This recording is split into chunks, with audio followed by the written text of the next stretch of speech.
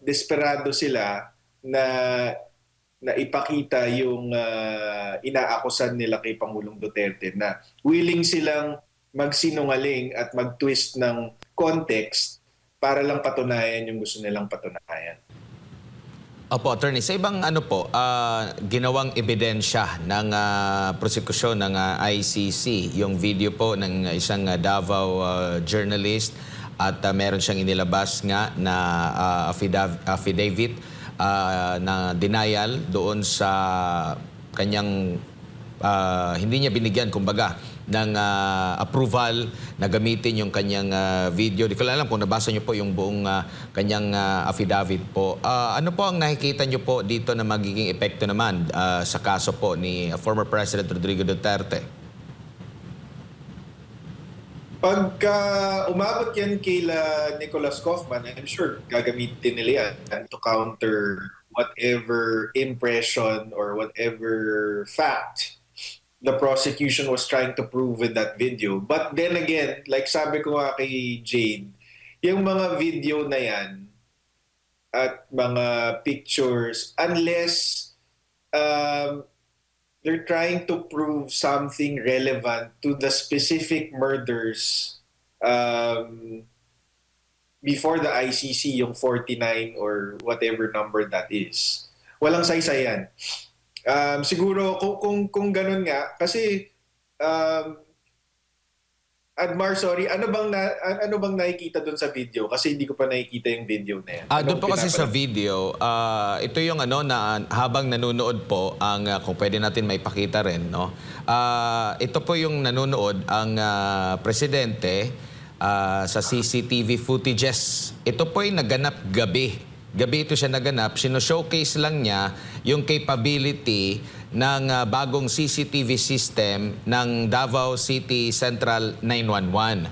So ipinakita niya yung recorded nakuha ng CCTV nila, which happens to be yung insidente ng pamamaril sa isang lugar dyan po sa Davao City na tila sa bahagi ng prosecution parang sinasabi nilang tinotolerate ng Pangulo yung naturang patayan. Kumbaga may go signal niya, wala daw siyang ginawa. So ang paglilinaw nung may-ari po ng video, iba ang konteksto, iniba, tinwist. Kasi yung time na yan, ipinagmamalaki ng Davao City LGU yung bago nilang kagamitan.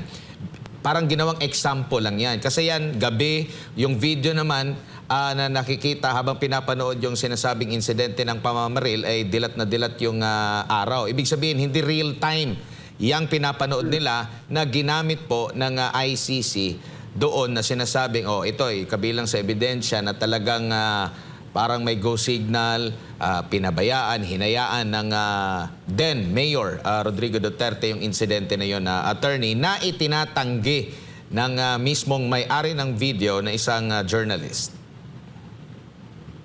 Okay.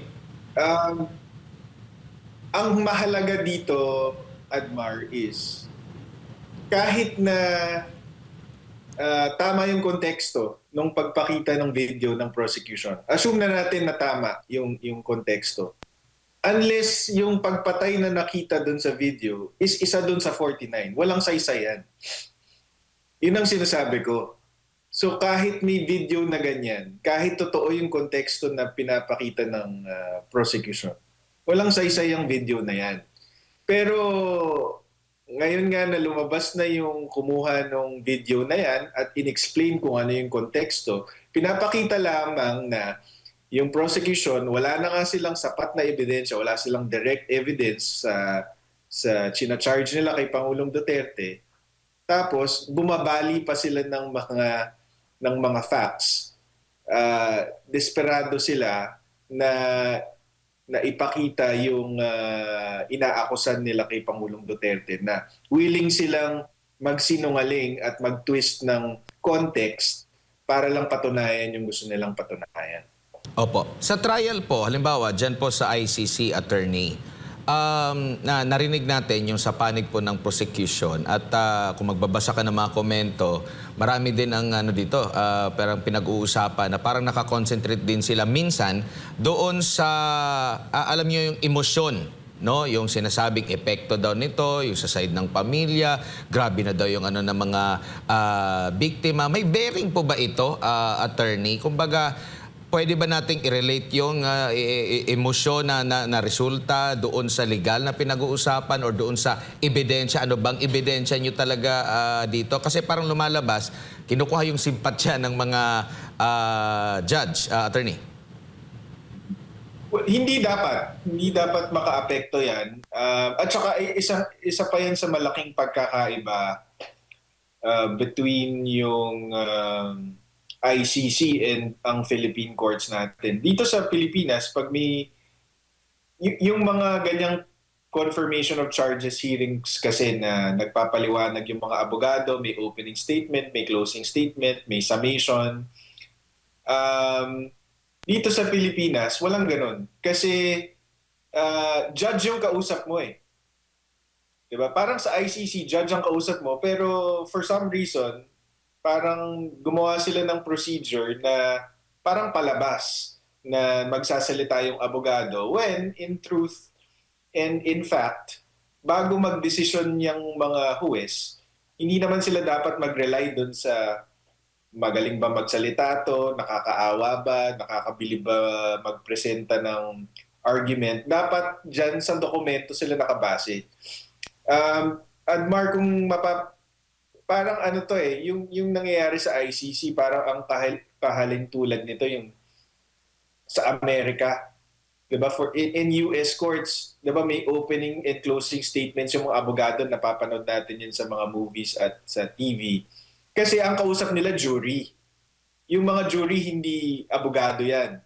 Or most of them are not lawyers or usually they're not lawyers. Kaya umaapila sila sa emosyon, 'di ba?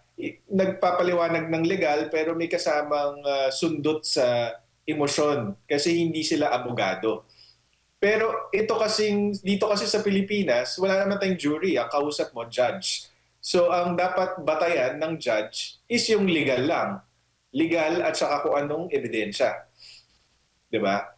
So kaya din tayo medyo nagtataka dito sa procedure na to kasi para saan tong palabas na to? Kasi kung judge lang naman din ang magde-decide, pwede namang submission lang to ng pleadings eh. So yun, nagtataka din tayo. Baka for transparency, pero kasi pagka may ganyang transparency, you're also opening yourself up, the judges, to pressure. Pressure from the public who may not understand legalities.